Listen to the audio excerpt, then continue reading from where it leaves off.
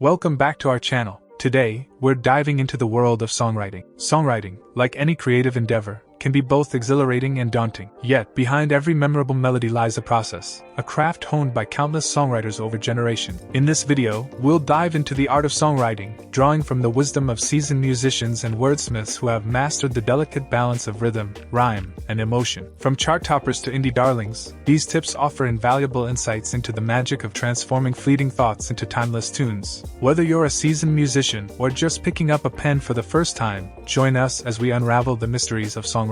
From unlocking your creativity to mastering the art of storytelling, these tips are bound to inspire and elevate your songwriting game. And as we get started, make sure to hit that subscribe button and ring the bell to never miss out on our latest videos. Now, without further ado, let's get started.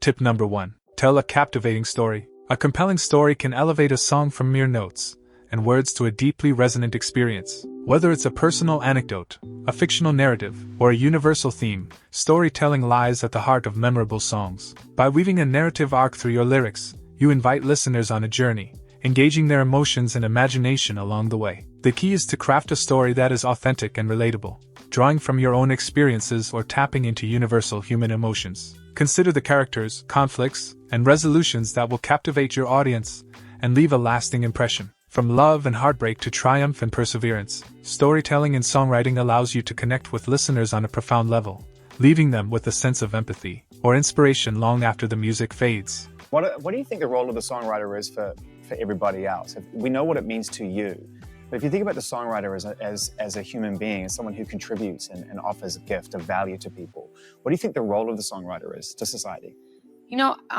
Sometimes we can't put words to how we feel. It's very difficult to articulate or come up with metaphors and analogies for what it is that we feel.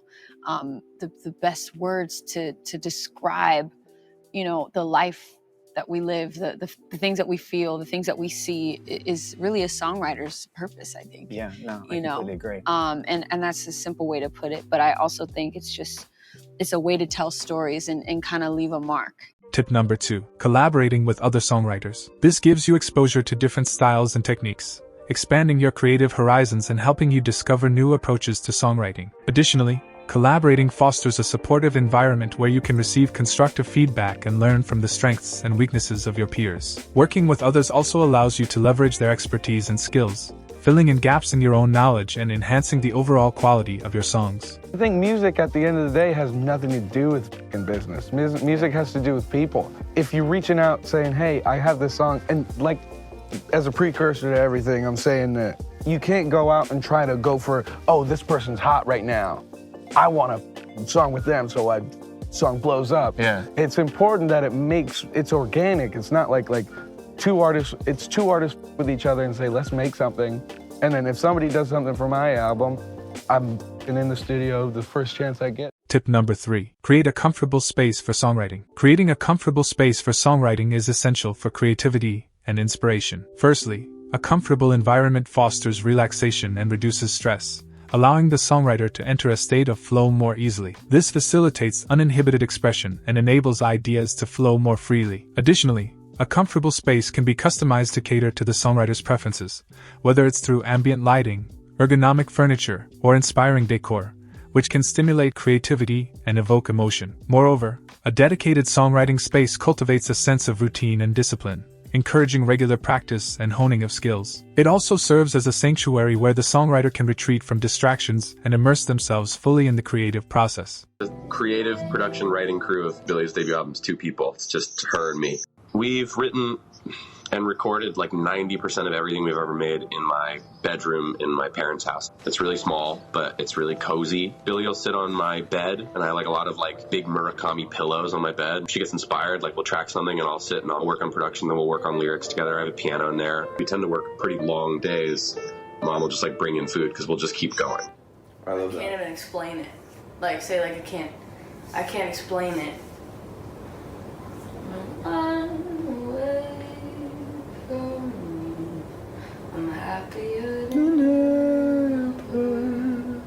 Tip number 4. Don't be too quick to jump on trends. Taking your time to find your own style in songwriting instead of quickly copying trends can be a good thing. It helps you express yourself truly and connect better with your audience. Sticking to your style makes you different from others and helps people see you as a consistent artist. It also means you're not just making music that's popular for a short time, but music that can last a long time. By focusing on your own style, you can get better at making music and create songs that are special to you and your fans. TikTok came up a lot, right? So I'm like, TikTok who? Like, you know, but they're like, you know, we've really got to make sure these 14-year-olds know who you are. And I'm like, but they've all got mums. They've all got mums, and they've definitely been growing up listening to my music, these 14-year-olds and stuff like that. But it was like, if everyone's making music for the TikTok, who's making the music for my generation? Who's making the music for my peers? I will do that job gladly. I'd rather cater to people that have are on my level in terms of the amount of time we've spent on Earth and all the things we've been through. Then I don't want 12-year-olds listening to this record. It's a bit too deep. Tip number 5. Be authentic and original. This means being true to yourself and creating something that is your own. It's about expressing your feelings and experiences in a unique way that reflects who you are. When you write authentically, you're not trying to imitate others or follow trends blindly.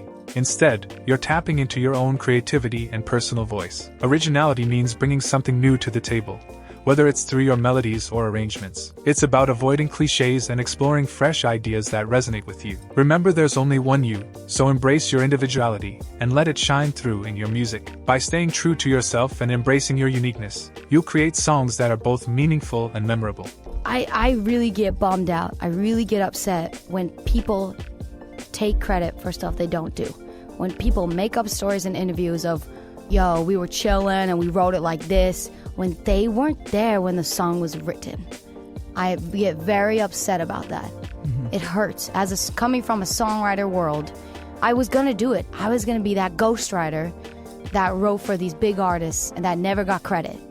And if I won that Grammy, my whole speech on my hand was, this goes to the songwriters that no one knows about. I still meet people nowadays that are like, they're fans, and they go, oh my God, you wrote that?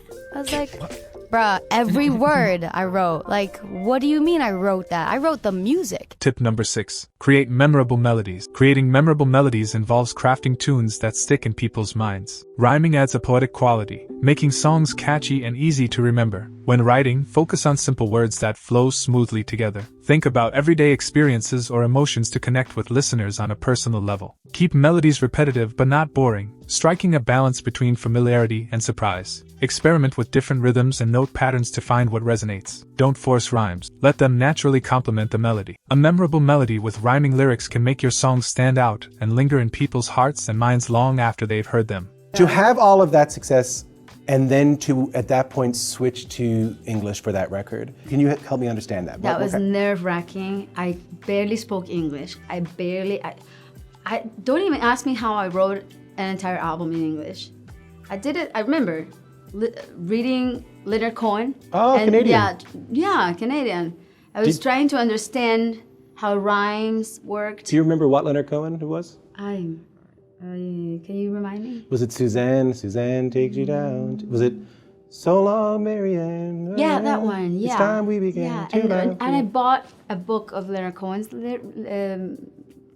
writing and lyrics, and cool. And that helped me understand a lot about rhymes, and I bought a thesaurus and an English-Spanish dictionary, and that's how I wrote Objection, which I remember was my first song in English. Tip number 7. Practice regularly. This helps you improve your skills over time. Don't worry too much about making mistakes. Everyone makes them, especially when starting out. Mistakes are how we learn and grow. So, keep writing, even if it's not perfect at first. The more you write, the better you'll become. Just like anything else, practice makes perfect. Embrace the process and enjoy the journey of creating music. Don't let fear hold you back from expressing yourself through your songs. Remember, every great songwriter started somewhere, and they likely made plenty of mistakes along the way. Keep going, and don't be too hard on yourself. I think you view it as a dirty tap. When you switch a dirty tap on, it's going to flow shit water out for a substantial amount of time, and then clean water is going to start flowing, and now and then you'll get a bit of shit, but as long as it gets out of you, it's fine.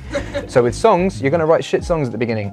You are. My songs were terrible. My raps were terrible. Like, I've listened to it the other day, it's awful. But I got it out of me, and the more and more you write, the more and more you experience, and then you start flowing clean water, and songs start getting better and better and better. And when you you're on a good streak, you're writing good songs, now and then you're going to write a shit song, and that song is out of you and you can move on. And it's the same with gigs. Like, you will always play bad gigs at the beginning. That's what you need to do. And then the more gigs you do, the better you'll get. Now and then you'll have a shit gig, but that's all right because you've got it out of you and you've experienced it.